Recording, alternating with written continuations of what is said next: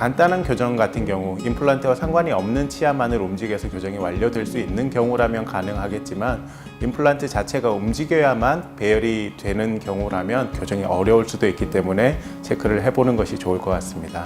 교정이 필요한 경우라면 임플란트를 빼고 교정 치료를 해야 하는 경우도 있겠고요. 그렇지 않다면 임플란트가 두 부분으로 이루어져 있습니다. 뿌리 부분과 머리 부분으로 이루어져 있는데 머리 부분을 새로 보철물을 한다고 생각을 한다면 원활한 교정이 가능할 가능성도 있을 것 같습니다.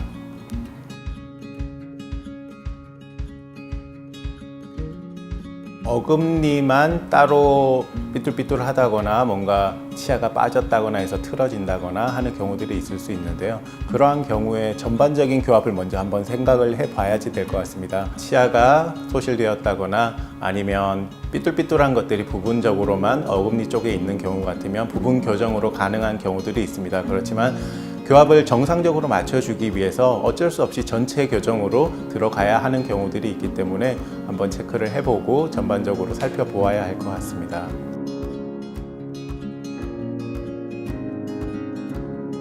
라미네이트 같은 경우는 치아 크기를 키워준다거나 모양 변화가 필요한 경우에 조금 더 적합한 술식이고요.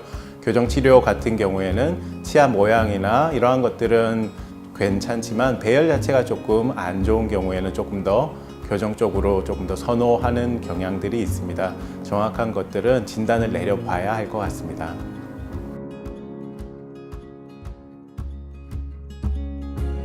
안면 비대칭이라는 것은 보통 골격적인 부분이 크게 작용을 합니다. 교정을 통해서는 골격적인 부분을 바꾸어 줄 수는 없기 때문에 치아의 이동을 통해서 골격적인 부분을 어느 정도 가려주는 효과가 생길 수 있게 됩니다. 그래서 치아 이동을 통해서 조금 더 비대칭이 줄어 보이게 하는 것 정도를 교정으로 해결할 수 있을 것 같습니다.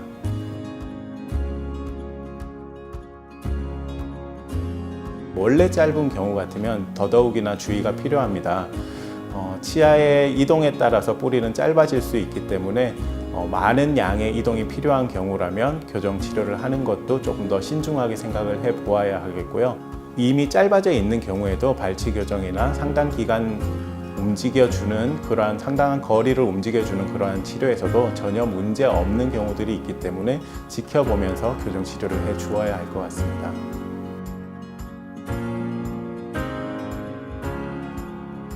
이게 문제가 되는 경우라면 아래턱이 성장을 많이 하게 되는 경우, 주걱턱이라고 부르죠. 이러한 것들이 문제가 될 수 있는데요.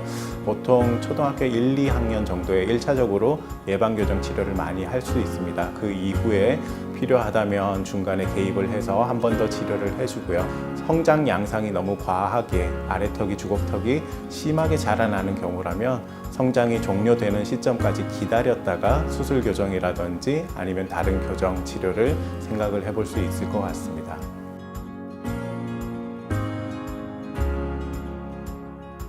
보통 경우 같으면 비대칭적으로 발치하지 않고 대칭적으로 발치를 하게 됩니다. 보통 작은 어금니들을 발치를 하게 되는데요.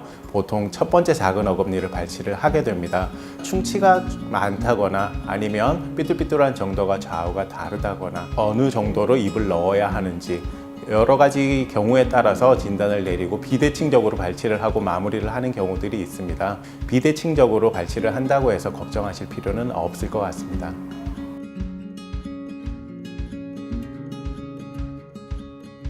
치료의 연속성이라는 부분을 봤을 때 치료의 계획부터 종료까지 한 원장님께서 치료 계획을 수립하고 쭉 치료를 해 주시는 것이 좋기 때문에 중간에 다른 치과에서 치료를 받는 것은 어려울 것 같습니다.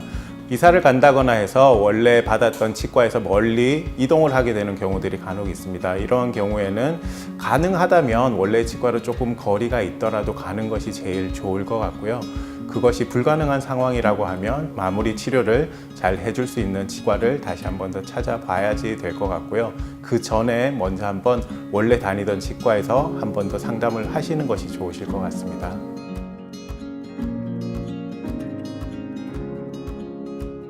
치아가 움직이는 과정 중에 일어날 수 있는 부분들인데요. 어떠한 부분들이 원래 교합에서 달라지기 때문에 그러한 부분들이 먼저 닿는 부분들이 생길 수가 있고 이러한 부분들이 조금 더 아프다거나 아니면 이동하면서 뺨이나 볼, 혀 이런 부분들의 자극이 조금 더 달라질 수 있기 때문에 부분적으로 돌아가면서 아픈 경우들이 생길 수 있을 것 같습니다.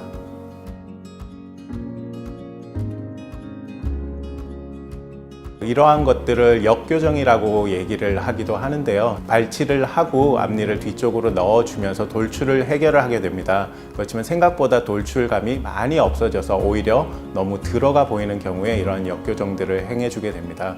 빼내줄 수 있는 경우에는 조금 한계가 있기 때문에 이미 넣기 전에 원장님과 상담을 통해서 적절한 위치를 잡아서 치료를 계속하는 것이 가장 좋겠고요.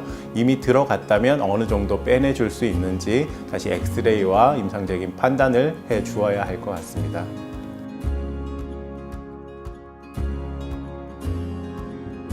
필러라는 것들이 부풀어 오르게 하는 술식이기 때문에 가능한 경우에는 행해줄 수 있겠지만 미리 이 부분이나 또 다른 부분에 필러를 맞게 되면 입을 어느 정도 넣어 주어야 할지 가늠이 안 되는 경우들이 있습니다. 그래서 필요한 경우에는 원장님과 상담을 먼저 하시고 맞으시는 것이 좋을 것 같습니다.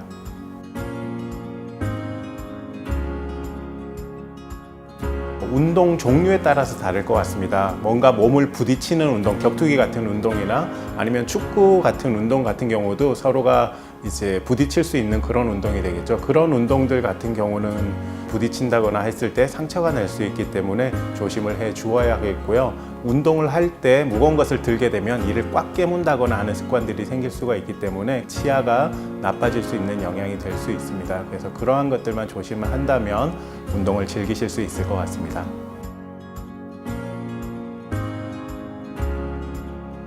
소아들 같은 경우에는 통증에 조금 더 민감합니다. 그래서 통증을 잘 참지 못하고 교정 치료에 대해서 불쾌감을 가진다거나 부정적인 이미지를 가질 수 있기 때문에 오히려 진통제를 조금 더 먹어주게 되면 교정 치료에 조금 더 친근함을 가질 수도 있을 것 같습니다. 진통제에는 종류가 여러 가지 것들이 있는데 타이레놀 같은 것들은 교정 치료에는 영향을 주지 않기 때문에 소아용 타이레놀을 구입하셔서 먹여주시면 좋으실 것 같습니다.